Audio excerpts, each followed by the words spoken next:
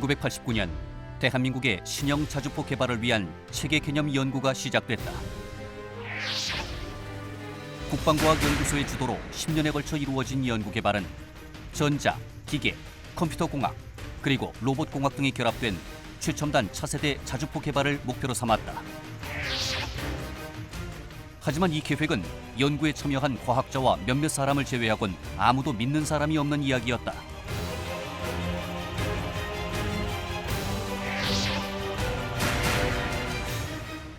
불가능한 프로젝트라는 불신의 벽과 싸우며 시작된 신형 자주포 개발 사업.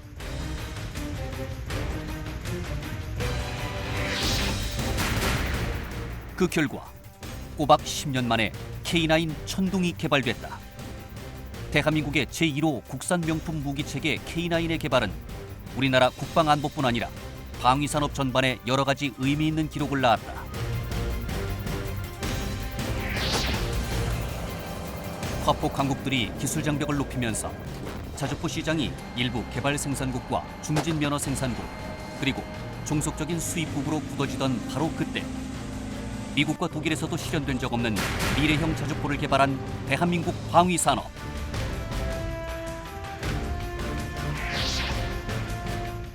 그 놀라운 성과를 거둔 과정 역시 주목할 만하다. 우리 방위산업 역사상 최초로 시스템 공학이 도입된 것이다.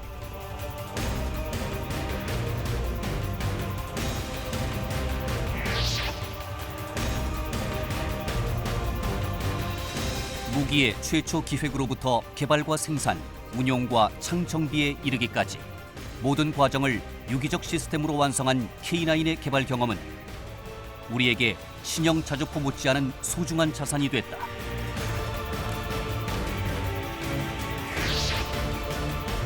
세상에 없던 자주포, 대한민국 명품 무기 K9을 개발한 사람들은 왜 그리고 어떻게 불가능과 싸웠을까?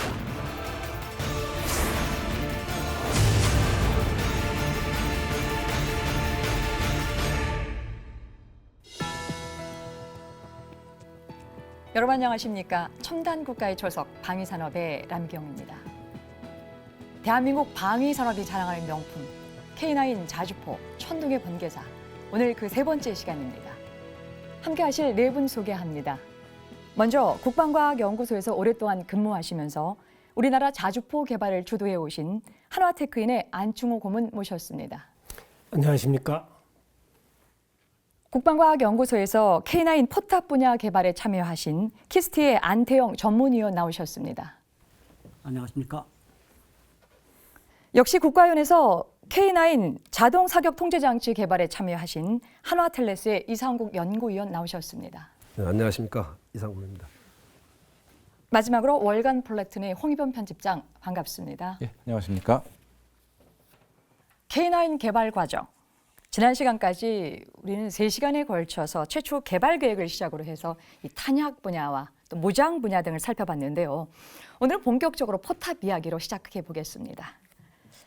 안 의원님, K9 자주포 개발 시 어떤 분야를 담당하셨는지 구체적으로 좀 소개를 부탁드리겠습니다. 예, 자주포는 주로 크게 포탑 분야와 차량 분야로 나누고 있습니다. 저는 그래서 포탑 분야 중에서 포탑 구조, 그 다음에 포탑 구동, 그리고 자동 장전 분야를 담당하였습니다. 예. 근데 이제 안 의원님, 자주포에서 이 포탑이 이제 왜 중요하고 실질적으로 K9 포탑이 또 어떤 장점을 갖고 있는지 좀 알고 싶은데요. 어떻습니까? 예, 일반적으로 전투 차량의 포탑은 포 자동 장전 장치, 그리고 사격 통제 장치, 이런 그 주요 구성품들로 구성되며 포탑 구동은 포를 표적 방향으로 지향시키는 역할을 하고 있습니다. 그 K9 자주포의 장점으로는 최신 자주포의 그 요구 사항인 자동 장전 장치를 설치를 하여 그 발사율을 포의 발사율을 높이고 승무원의 그 전투 부담을 크게 줄이고 있습니다. 예. 이제 지금 이제 발사율을 높이거나 이제 승무원의 어떤 그런 부담을 좀 줄인다라고 하는 건 굉장히 큰 또 장점이기도 하거든요. 편집장님, 예. 북한의 이제 자주포나 아니면은 이 다른 그 선진 방산국에서 갖고 있는 이것과 지금 그 K9의 포탑을 좀 비교해 보면 좀 쉽게 우리가 지금 알 수 있을 것 같은데 어떻습니까? 일단 북한하고 비교한다면 북한 자주포들의 대부분이 포탑을 비교하는 거 이전에 포탑 자체가 없습니다.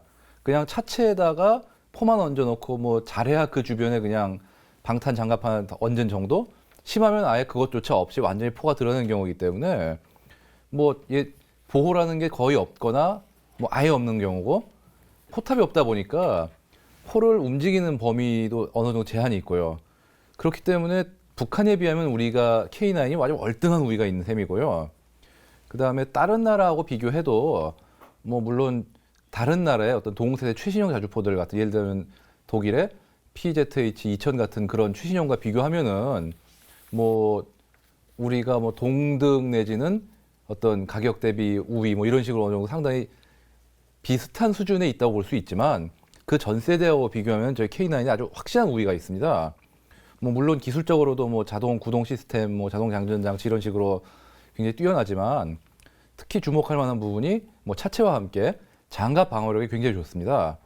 K55만 해도 장갑 재질이 알루미늄 합금이기 때문에 물론 없는 거에 비하면 훨씬 낫지만 그 중기관 총탄 예를 들어 최근에 북한에서 뭐 처형에 사용한다는 고사 총탄을 막는다든가 아니면 152mm 야포 파편을 지근거려서 막는다든가 그런 게 쉽지가 않습니다.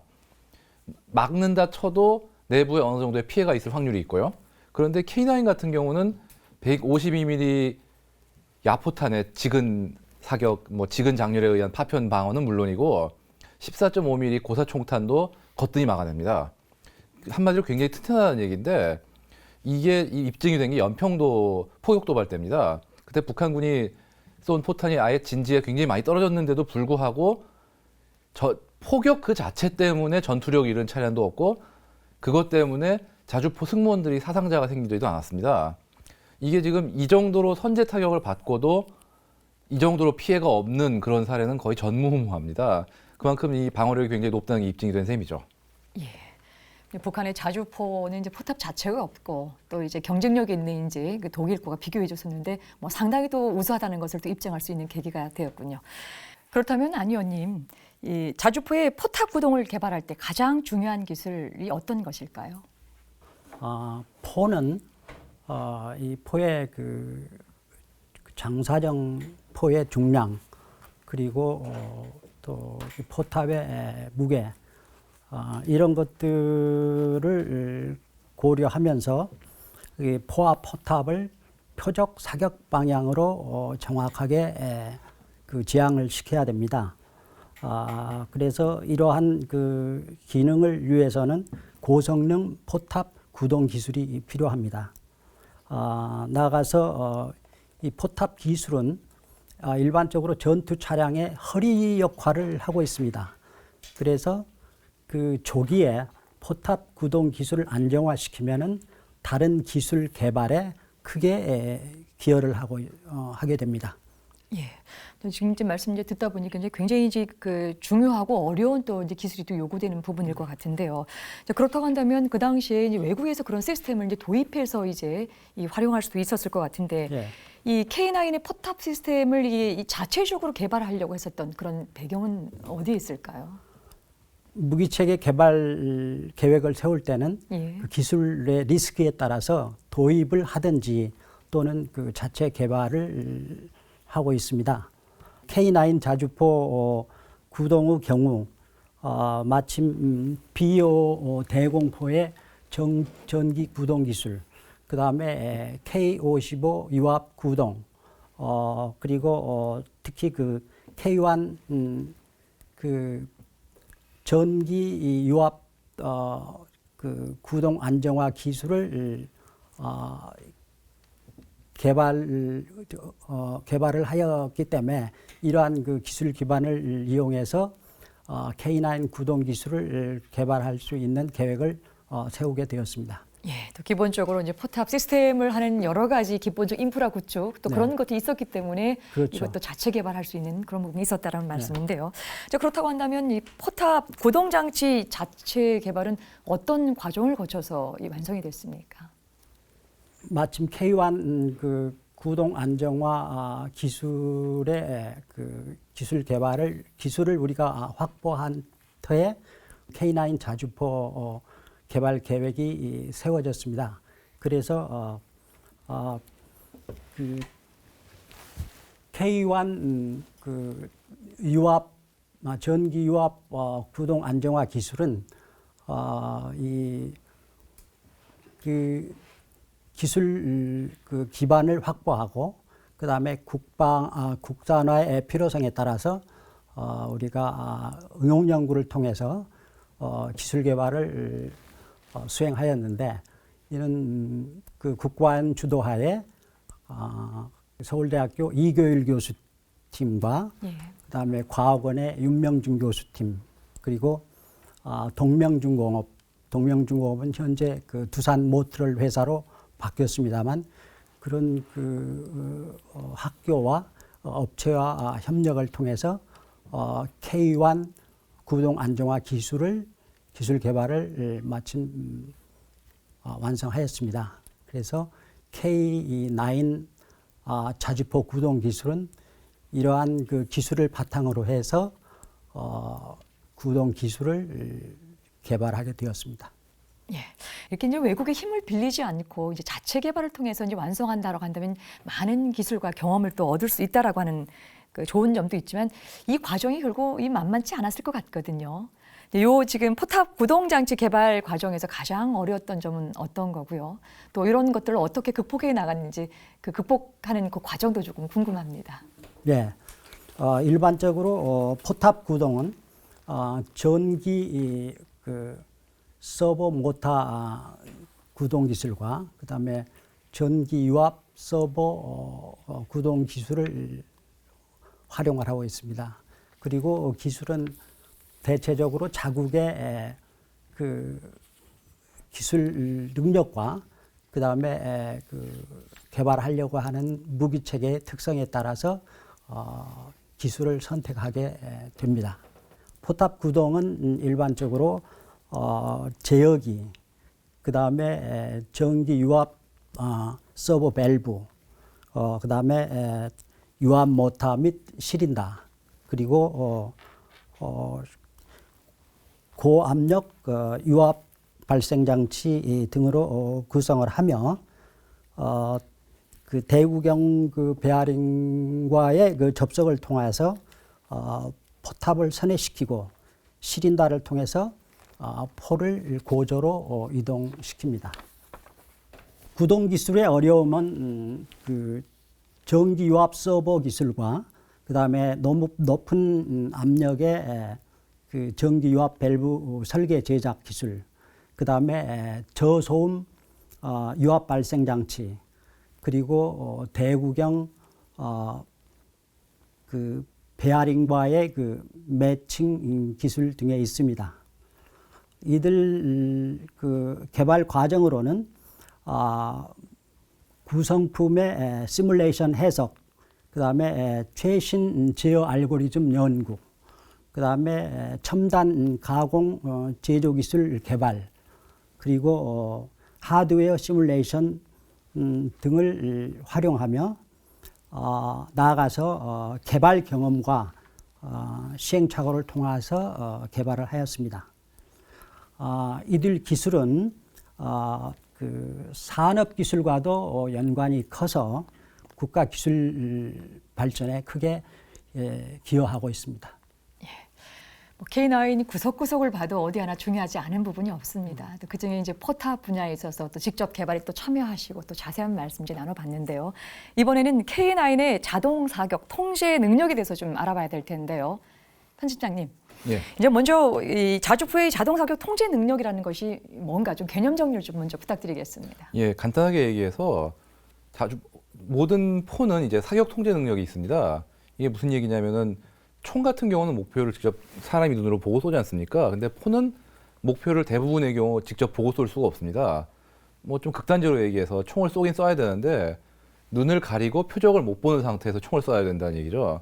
그러면은 당연히 일단 내가 도대체 어느 방향을 가리키고 있는지 어디 있고 그것도 알아야 되고 내 목표가 얼마나 떨어지는지 알아야 되고 그러면 그걸 통해 가지고 내가 이 정도로 총을 움직여서 이렇게 쏘면은 맞출 수 있겠구나.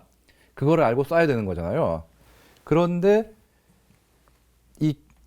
이거를 다 하기 위한 사격 통제 능력이 그 이전 K9 이전의 자주포들은 기본적으로 수동입니다.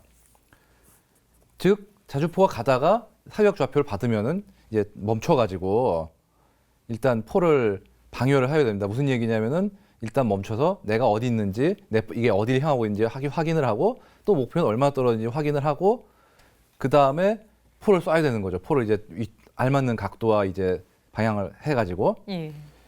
그런데 K9 같은 경우는 이제 좌표를 받으면은 그런 일련의 과정들을 다 이제 자동으로 수행합니다.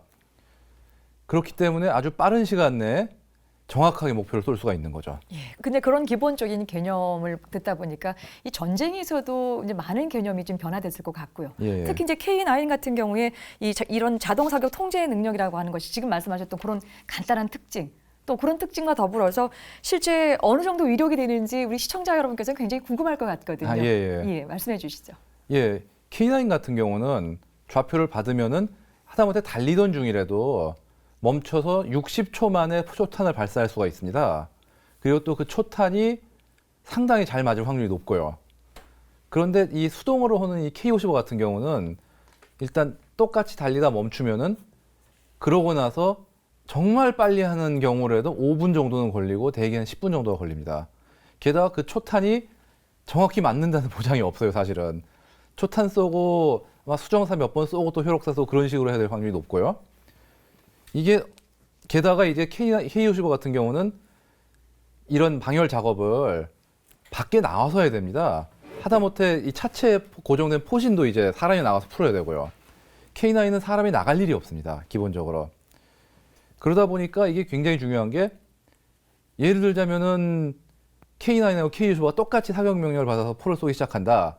그럼 K55는 쏘고 한 발을 쏘기 위해서도 아무리 못해 5분을 기다리는데 그 사이에 K9은 뭐 열 몇 발을 쏘고 갈 수가 있는 거죠.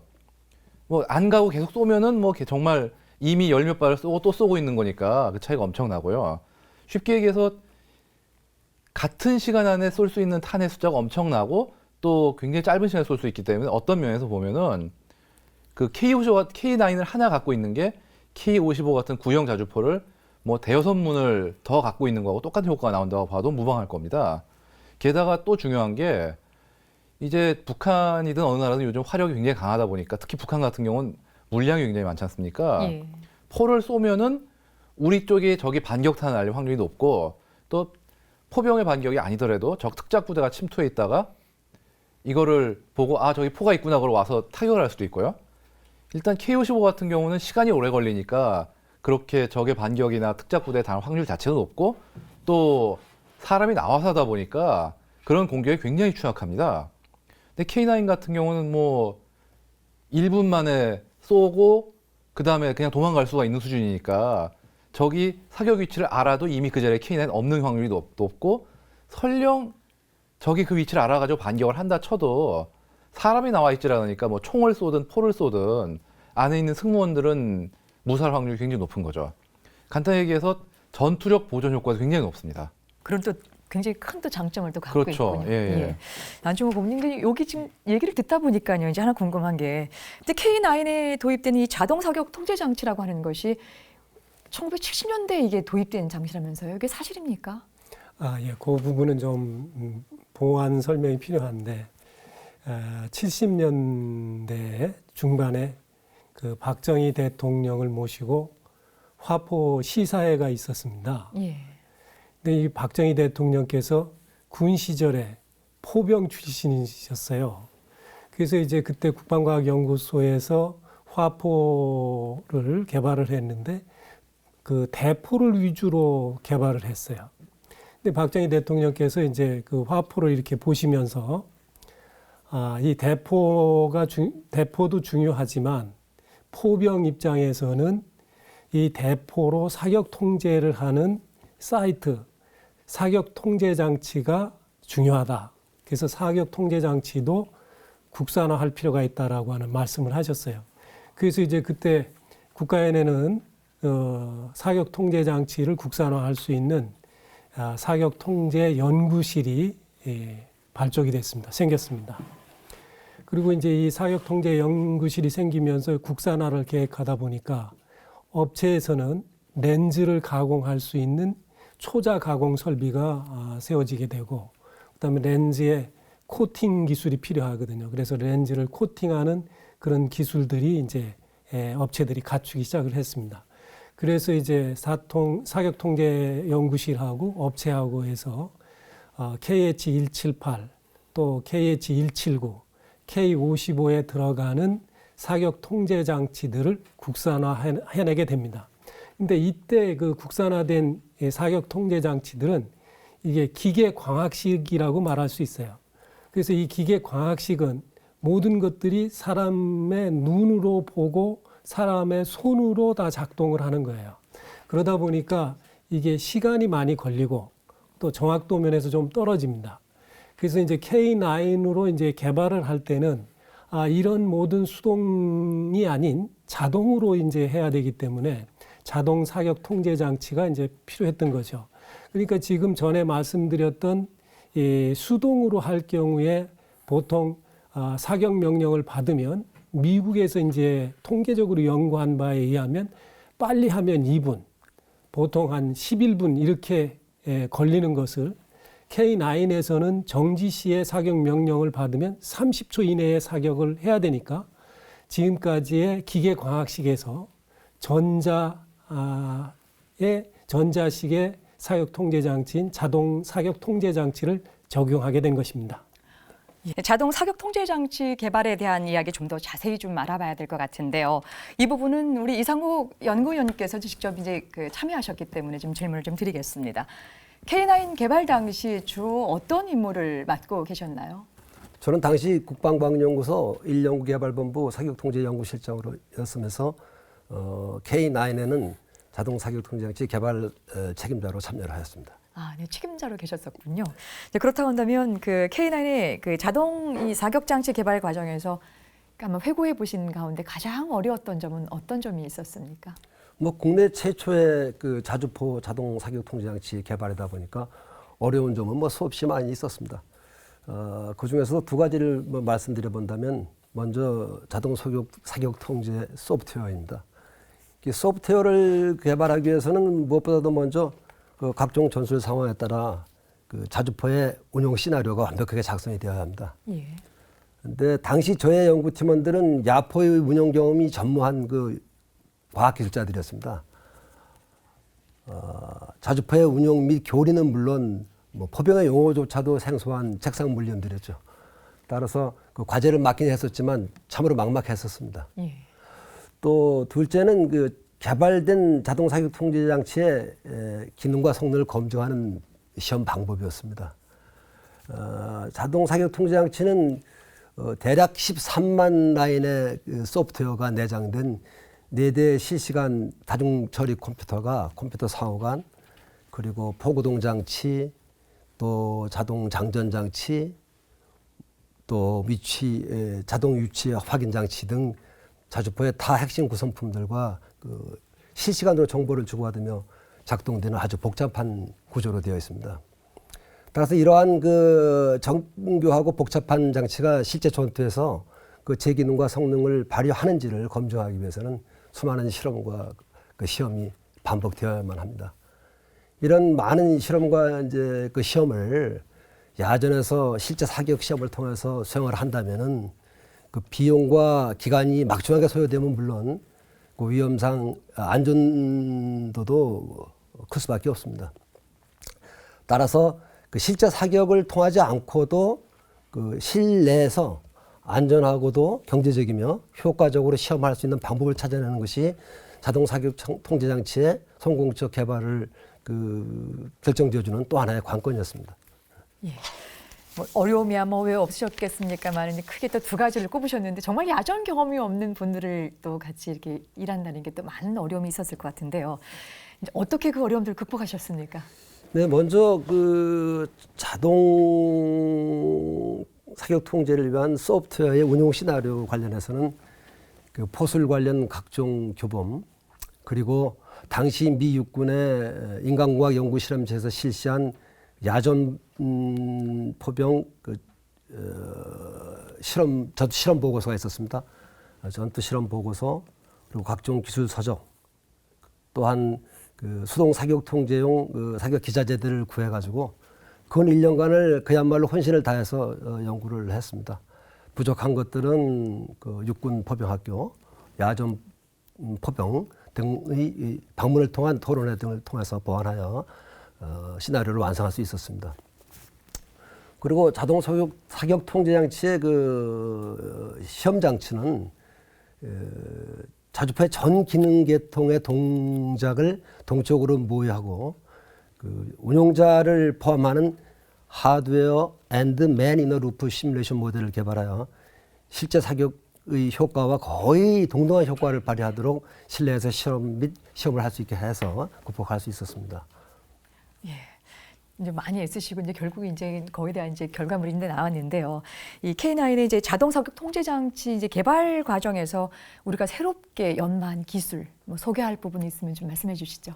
네, 실시간 다중 처리 컴퓨터 설계 제작 기술, 중복형 다중 데이터 버스 설계 제작 기술, 무선 데이터 통신 연동 장치 제작 설계 기술, 탄도 방정식을 기반으로 한 온라인 사격 지원 기술, 포일문 TOT 사격 통제 기술, 온라인 소프트웨어 정비 기술, 하드웨어 앤드 매니너 루프 모델링 앤 시뮬레이션 기술 등 당시로서는 국내에 모두 최초로 할 만한 많은 기술들이 개발되었습니다. 그러한 공로로 자동 사격 통제 장치 개발팀이 국방과 과학상 금상을 수상한 바도 있었죠. 예, 말씀 잘 들었습니다. 여러분께서는 지금 첨단 국가의 초석 방위 산업을 시청하고 계십니다. 우리 기술이 독자적으로 개발한 국산 명품 무기체계 1호 K9 자주포. 군의 전투력 향상이라는 주 목적 외에도 그 기술력을 세계적으로 인정받으며 전 세계 수출 시장에서 뛰어난 경쟁력을 보이고 있다. 올해 6월 방산 강국 폴란드로 첫 수출되는 K9 자주포 차체 1호기가 출하됐다. 폴란드에서 수입해가는 금액은 약 3억 1천만 달러. 1차로 2017년까지 24문을 폴란드에 직접 공급하고 2차로 2018년부터 폴란드 현지에서 96문을 생산해 공급할 예정이다. 이로써 동구권 수출 시장의 포문을 성공적으로 연 것이다. 국산 명품 무기로 꼽히는 K9 자주포의 해외 수출은 이번이 처음이 아니다. 2001년 350문의 K9 자주포를 터키에 첫 수출하는 계약을 체결했던 것이다. 수출 대금 약 10억 달러.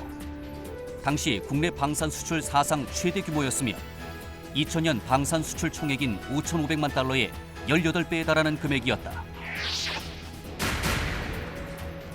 이러한 K9 자주포의 수출은 사실 전력화 전부터 집중적으로 논의돼 왔다. 2000년 국방부와 터키 지상군 사령부가 터키 자주포 협력에 관한 양해각서를 체결하고 2011년까지 350문의 K9 부품을 터키 현지에서 조립, 생산하는 방식으로 수출하기로 합의했던 것. 이외에도 스페인, 이집트, 오스트레일리아 등 세계 곳곳에서 K9 자주포에 대한 관심을 표현할 정도로 세계 정상 수준의 자주포임을 입증하고 있다.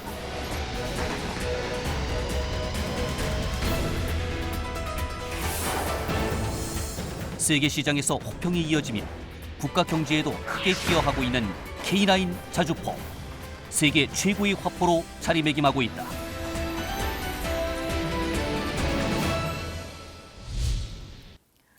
이번에는 개발 과정만큼 어려운 이야기죠. 시험평가 이야기 해보겠습니다. 안충호 고문님, 이 K9의 주요 시험평가 항목 어떤 것이 있습니까? 군이 요구하는 작전 요구 성능을 기술적으로 확인하는 그런 기본 성능과 또 화력 성능, 또 기동 성능이 있습니다. 그리고 이 자주포가 극단적인 환경에서 운용이 가능해야 되거든요. 그래서 이제 환경 시험, 그 다음에 내구성, 신뢰성 시험 등이 있습니다. 그리고 이제 그 군 입장에서는 야전에서의 운용 적합성과 또 기존 무기 체계와의 연계성, 또 교육, 또 편성 이런 부분이 있고요. 그 다음에 그 승무원들이 탑승한 상태에서 운용이 가능해야 되기 때문에 인체공학적인 적합성 이런 것들이 종합적으로 평가된다라고 말씀드릴 수 있습니다. 예. 이제 수많은 개발자들이 심혈을 기울여서 이제 만든 작품이었습니다. 하지만 이제 실전 배치가 아니라요. 시험 평가 과정이라서 어떤 이 고장이나 오류도 좀 있었을 텐데 어떤 점이 기억에 남습니까? 예, 이제 저희가 완성 장비로 두 차례에 걸쳐서 이제 시제품을 제작하게 됩니다. 근데 이제 선행 시제품이 제작될 때에는 주로 그 기술적 성능을 충족시키는 걸 위주로 개발이 됩니다. 그리고 이제 그런 기술적인 성능을 충족시킬 수 있도록 개발을 하면서 동시에 각 구성품별로 이제 야전에 나가서 고장이 나지 않도록 내구성을 갖게 하는 그런 설계들이 이루어집니다. 근데 선행 개발 때에는 이런 기술적인 성능 중심으로 장비가 이제 제작이 되다 보니까 뭐 빈번한 고장이 발생할 수가 있습니다. 그리고 오류도 발생할 수가 있고요. 그러나 그 치명적인 어떤 그런 결함은 방지하도록 그렇게 제작이 됩니다. 그런데 이때 이제 우리가 신뢰성은 보장이 되지 않기 때문에 잔 고장이 많이 발생을 했습니다. 그리고 또 이제 실용 시제를 개발할 때는 이런 고장을 보완한 이런 장비로 개발을 해야 되기 때문에 이 선행 개발 기간 동안에 그런 것들을 다 준비하는 과정이기 때문에 고장이 많이 발생할 수 있습니다.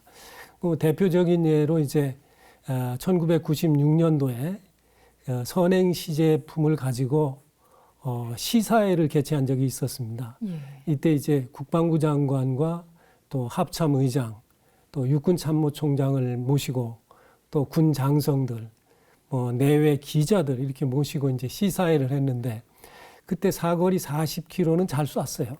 그리고 이제 분당 6발씩까지 잘 사격을 했는데 15초에 3발을 사격하는 그런 시범을 보여야 되는데 이게 계속 시범을 요구하는 방송이 요구됐는데 장비는 전혀 사격을 못했습니다.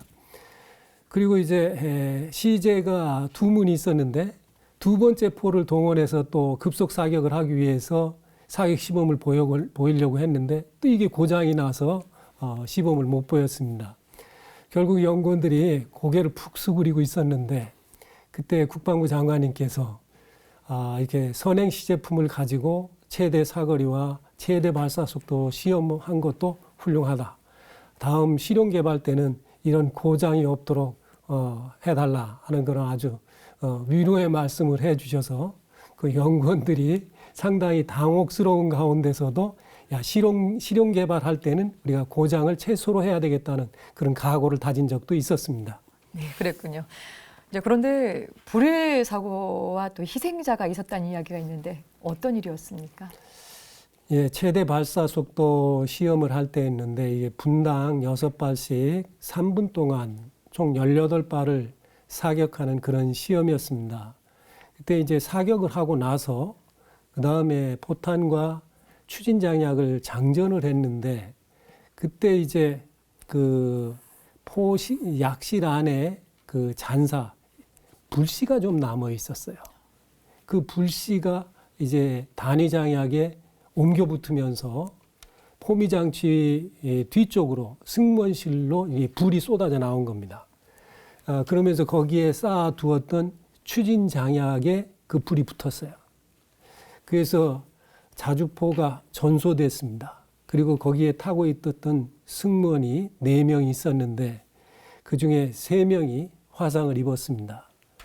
그중에 1명은 화상의 정도가 심해서 결국 운명을 달리하게 됐고 나머지 2명은 2개월, 3개월 동안 화상 치료를 받고 퇴원하기도 했습니다. 이제 말씀을 듣다 보니까 그런 사고가 났으니까 굉장히 또 가슴이 아프고 또 안타까운 일이었을 것 같은데요.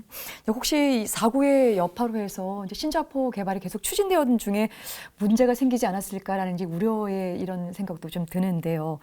기대했던 성능이 제대로 나오지 않는다거나 아니면 이렇게 그 사고까지 일어나게 되면은 이 조직 내부에서 책임론이 이제 나오게 될 테고요. 또 심지어는 뭐 애초에 무리한 계획이었어라고 하는 것들이 보통 이제 조직 내에서 자주 나오는 단골 메뉴입니다.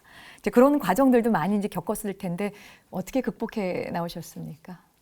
예, 그래서 이제 이 사고의 여파로 인해서 그 사업 기간을 좀 연장해서 좀 천천히 차근차근 하자는 그런 의견들이 있었고 또 한편에서는 우리가 군과의 전력화 그 약속을 꼭 지켜야 되는 거 아니냐 하는 그런 의견도 있었습니다.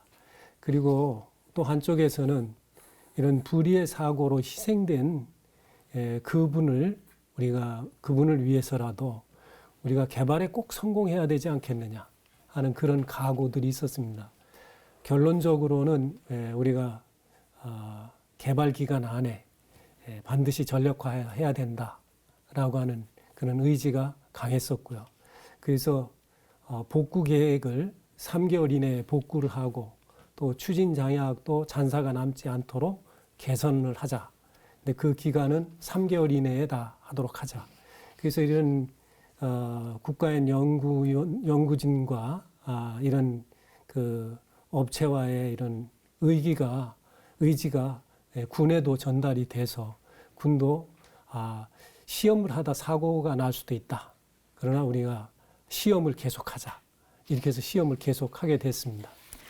물론 불행한 사고였습니다만 그 사고 와중에도 저희들이 그 희망을 본 곳이 하나 있어가지고 제가 좀 잠깐 설명을 드리겠습니다.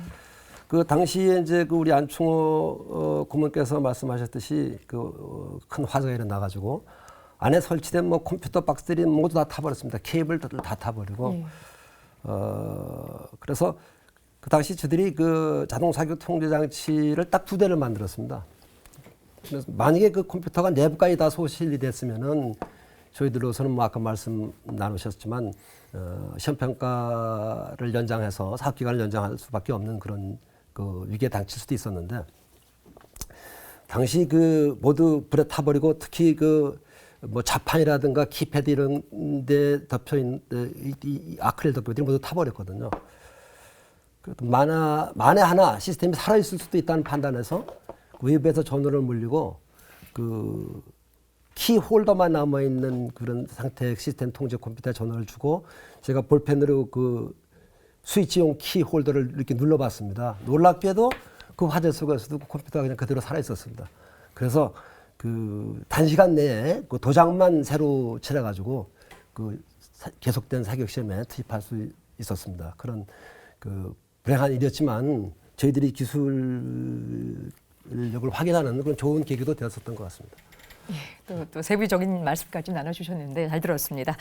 최종 전투 사용과 판정을 받기까지요. 지금은 다양하게 말씀하셨습니다. 다양한 또 우여곡절 있었을 텐데 그 과정 어떻게 일이 좀 진행이 됐습니까?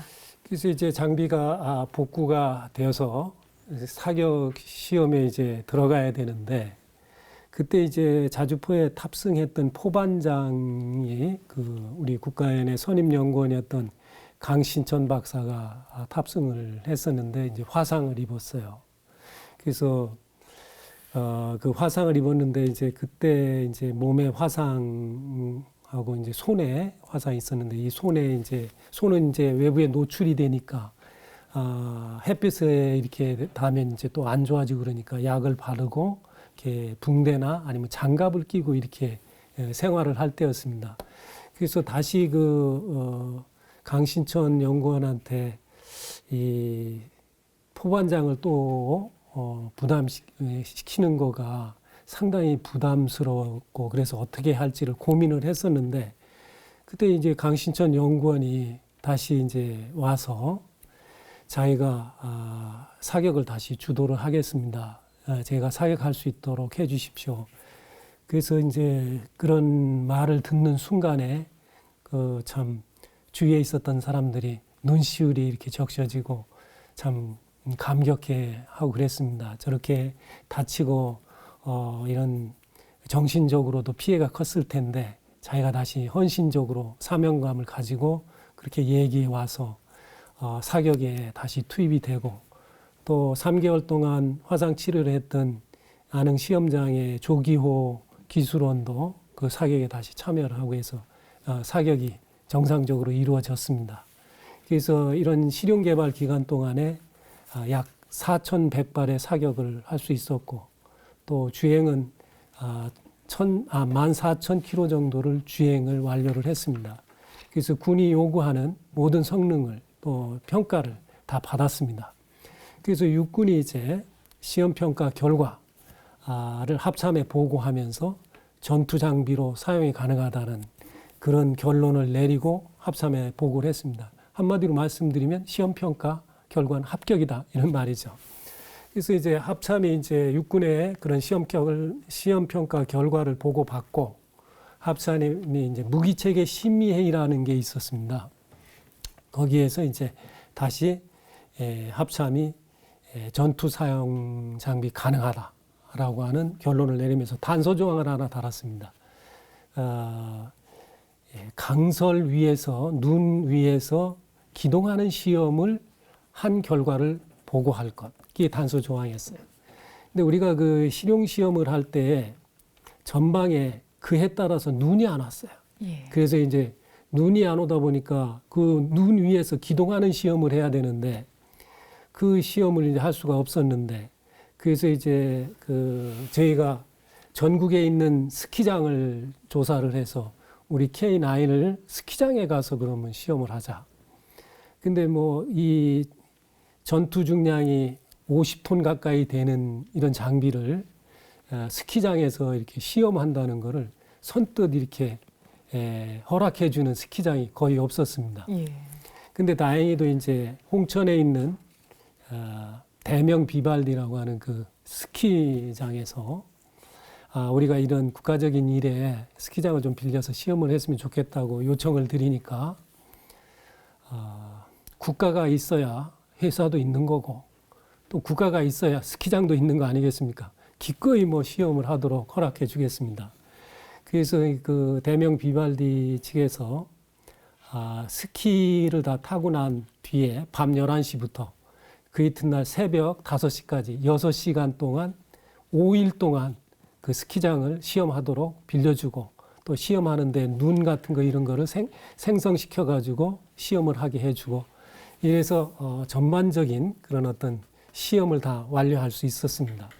그래서 이런 극한적인 환경에서 이런 시험을 우리 K9이 완료했기 때문에 우리가 전 세계적으로 아주 추운 지역이라든가 또는 열대 우림 지역이라든가 사막 지역에 가서 시험을 할 때 보면 대기 온도가 한 52도까지 올라가요. 그런 데서도 우리 K9이 견딜 수 있는 그런 장비가 되었습니다. 예. 최종 전투 사용과 판정을 받기까지 또 그런 연구원들의 희생과 또 이 그 불굴의 의지가 또 밑받침된 것 같습니다. 말씀 잘 들었습니다. 여러분께서는 지금 첨단 국가의 초석 방위산업을 시청하고 계십니다. 전방을 지키는 국산 명품 무기체계 1호 K9 자주포는 전력 기여도가 높을 뿐만 아니라 세계 정상급 성능으로 우리 방위산업의 위상을 높이고 있다.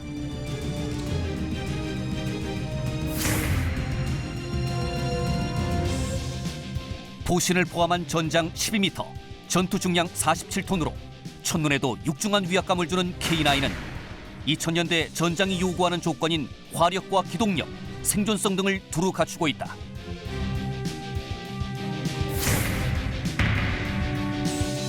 K9의 최대 장점은 최대 사거리가 40km라는 점이다. 즉, 구경 155mm, 52 구경장으로 길이 8m에 달하는 포신이 쏘아대는 포탄은 무려 40km를 날아간다. 사격 명령을 접수한 지 30초 이내에 초탄을 발사하고 15초 이내에 최대 3발을 쏠 수 있다.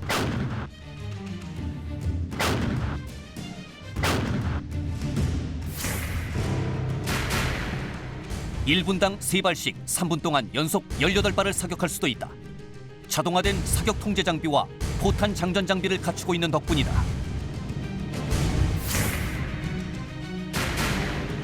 여기에 생존성까지 더해진다. 최대 1000마력의 힘은 우수한 주행 가속성, 용이한 방향 전환을 가능케 해준다. 360도 제자리 선회가 가능할 뿐 아니라 60% 경사의 등판 능력과 2.8m 참호를 통과할 수 있는 능력, 게다가 0.75m의 수직 장애물을 극복할 수 있는 기동성을 확보하고 있는 세계 최고 수준의 자주포.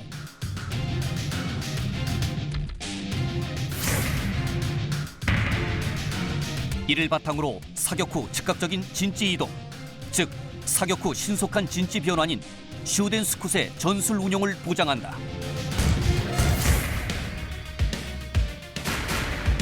또 국내에서 개발한 고강도강으로 차체를 장갑화하여 적의 화기와 포탄 파편으로부터 전투 요원을 보호할 수 있다.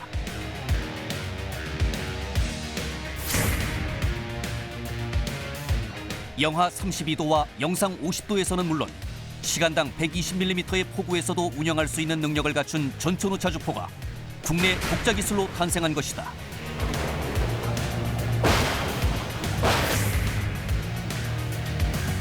천마력의 고성능 엔진을 탑재한 K9 자주포는 진흙탕, 눈 덮인 산악 지역 등을 가리지 않고 전천후 기동이 가능하며 360도 제자리 회전을 하는 피봇이 가능하다.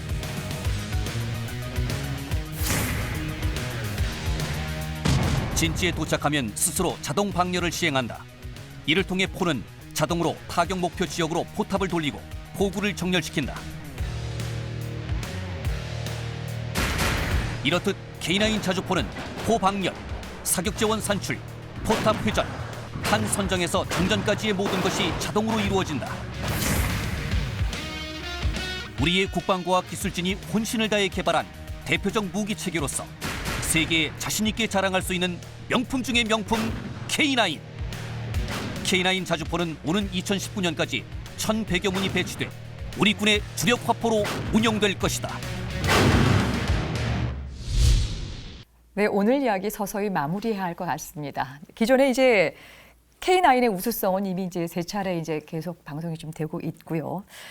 편집장님, 이제 네. 군사 전문가로서 우리 K9 이전과 이후를 이제 살펴봤었을 때요.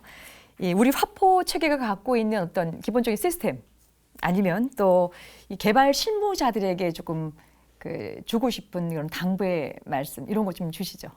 일단 K9 자체가 워낙 기본기가 잘 잡혀 있는 포라 뭐 혹시라도 문제가 발견되면 이제 조금씩 고친다든가 또 이제 K9 자체도 이제 개발된 지가 그래도 시간이 좀 지났으니까 사실 개량이 필요한 시점이긴 한데 제가 알기로는 이제 개량 계획이 잡혀 있는 걸로 알고 있습니다.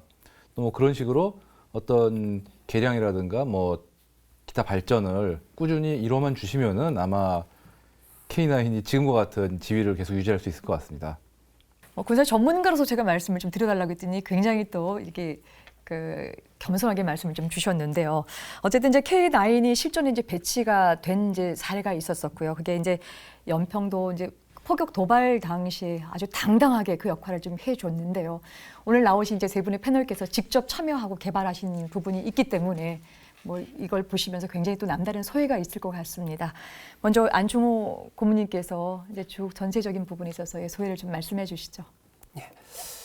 그 6.25 이후에 북한은 1968년도에 1.21 사태, 청와대 기습 사건이라든가 또는 삼척 울진 지역의 무장공비 투입 사건이라든가 또 그 뒤에 천안함 폭침이라든가 여러 가지 수차례에 걸쳐서 도발을 계속해 왔습니다.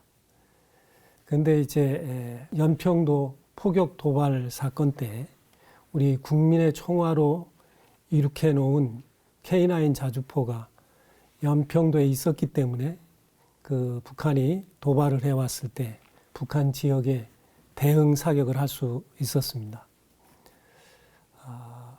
저는 이런 말이 있습니다.